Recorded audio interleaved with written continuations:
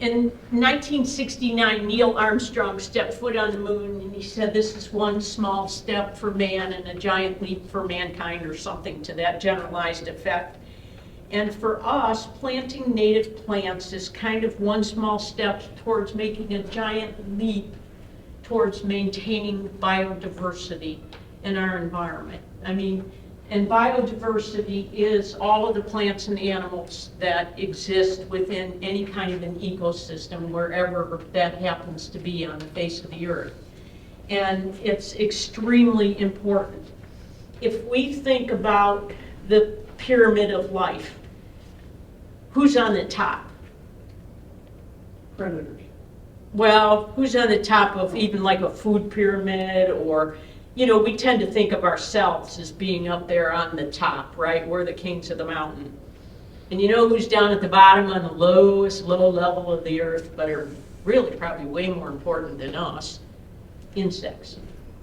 Insects. And insects and native plants play such a tight-knit role with one another that we need to, when we think about native plants, think about insects. So here's something from way back when I was in college taking zoology, and the numbers I've read are a little bit different from what I learned in college, but 75% of the animal kingdom is made up of insects. So you think about mammals and fish and birds, whatever, 75% of them are insects. And there is probably somewhere in the neighborhood of about 1 million or more, several million named insects. And then there are millions that have yet to be named. But scary, there's so many of them that just don't exist anymore.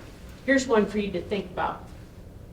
Back in the summertime, when you used to drive your cars, especially someplace like out in the country, you'd come home and the front of your car was so slaughtered with bugs that you'd have to take a scrub brush to basically get them off. Does that happen today? No. Totally. That is an example of how much insects have disappeared from the face of the earth, and the variety of insects that have also declined so dramatically. And if we think about it, if we took insects away completely, we would only last about 9 months for the rest. That's about it for us, 9 months, because insects are so integral to the birds. The birds have to have the insects for the proteins in order to feed their young, and you know, you go right up the chain at that point in time. And so how important are they to us? It's all about our food. Our food crops are so tied into the insects. You know, we think about the bees more than anything else being our primary pollinators. And so they're very much a part of how we as a species essentially are going to survive. And there really is a one-to-one relationship that if we start destroying, and this is a big part of it, is all kinds of organisms have lost so much of their habitat. And it's because of man. You know, we've taken over so much space, it's just amazing.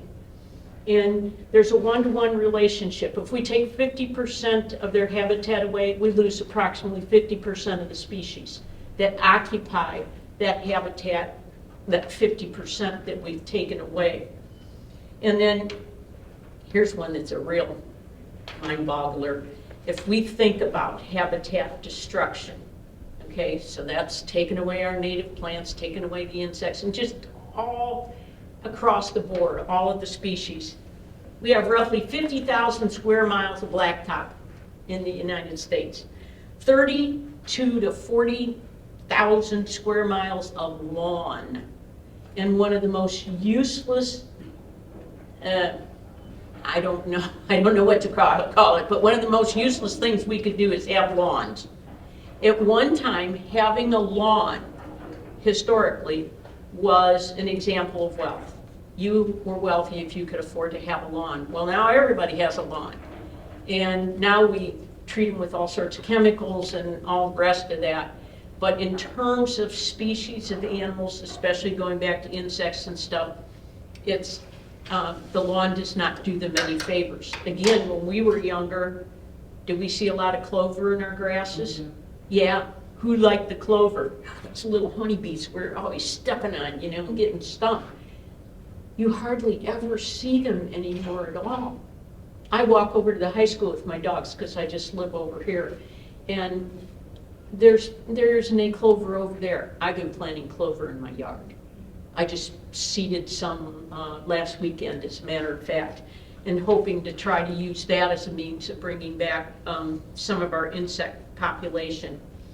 And so what we have, if we look at the entirety of, I'm talking primarily of the United States or North America, we have 41% of our land in agriculture. We have approximately 55% of it in cities and towns and those suburbs. And then that only leaves 3 to 5 or 6% for various species.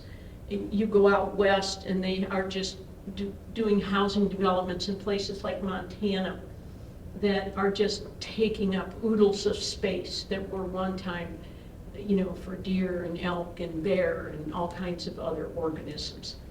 So what we want to try to do with the idea of native plants is to help save as many species as we can, including ourselves. So what you should understand about native plants in your yard and garden is that you don't have to go out there and change everything. Like I said, a lot of you have a lot of native plants in your yard and you may not even consider, well, are they really native or what are they?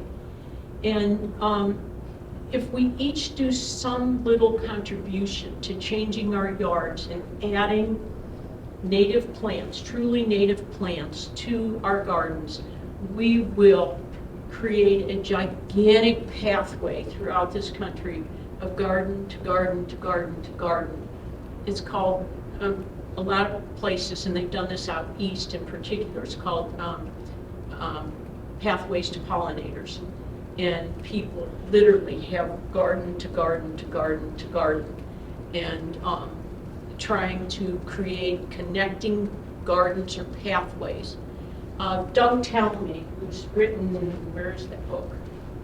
He's written a couple of books that I have read, Bringing Nature Home. This is really, if any of you want to read a really good book, this is an excellent book, and it's how you can sustain wildlife with native plants. And it's very readable, and it is scientific on some levels, and I just go, I don't need to know that, so I'll just skip. I don't skip it, but I'll read it and just say, well, I don't need to really remember that because my brains are already too full. So what we know about native plants is that there's in the broadest sense of the word, in terms of the United States or North America, they are plants that historically grew here. That's what you consider a native plant. Now other people will have a little bit of different description of native, but essentially that's how we would look at it, is that they are plants that have historically grown here. Interestingly enough, so many plants have been brought, ornamental plants, have been brought here to the United States from Asia, Japan, China, as two big countries, and some from Africa, for example. And of course, some from Northern Europe have been brought here over time also. And some plants, like you think corn, came up from potentially Mexico, eventually into the southwestern part of the United States. So a lot of things have somehow made their way here, sometimes with help by people, and other times, you know, there's always the possibility that things have gotten here by birds, because we know that they migrate, and some of them migrate 3,000 miles or more in a season. So that would be the broadest sense of the word. Keep in mind that if you think about the United States and you go to Hawaii, the plants there are probably not going to come back here, even though you might call that a native plant because it's part of the United States. It's not going to grow here in Ohio because of our climate differences. But that whole idea of native plant and the whole idea of zones, garden zones or yard zones, like we live in zone 6, which has now been divided into zone A and B. You can find plants in maybe Tennessee.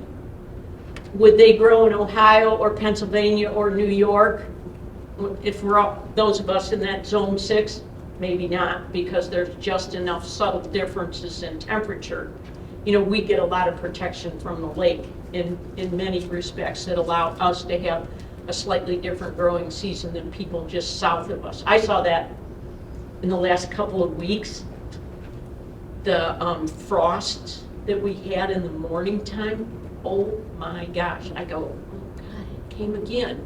I'd see it across the street on these big houses across the street from me that didn't have any trees, and they had the hardest frost. I look at my house and I go, well, I didn't get any. It's, you know, it's amazing. But you went down the street just a little bit and got a little farther away from the lake, and it was hard frosting right down to the ground. So it's, you know, I kind of diverged. I do have a tendency to wander, by the way, so somebody might want to go, let's hook her, you know? Anyways, you don't have to make a ton of changes anyhow in your gardens in order to create a safe haven for all kinds of plants. We all pick up our leaves in the fall because the city picks them up, right? So guess what? One of the most important things for insects, again, thinking about them being down there at the bottom of the food chain and so many others being dependent upon them, leave your leaves. They love to live in leaf litter. And, you know, I tend to clean up my front yard a little bit more because that's an area I don't have as many native plants. I have them more primarily actually in my backyard. And I tend to leave the leaves back there. And I clean them up fairly late in the spring and give insects as much of a chance to grow as we possibly can.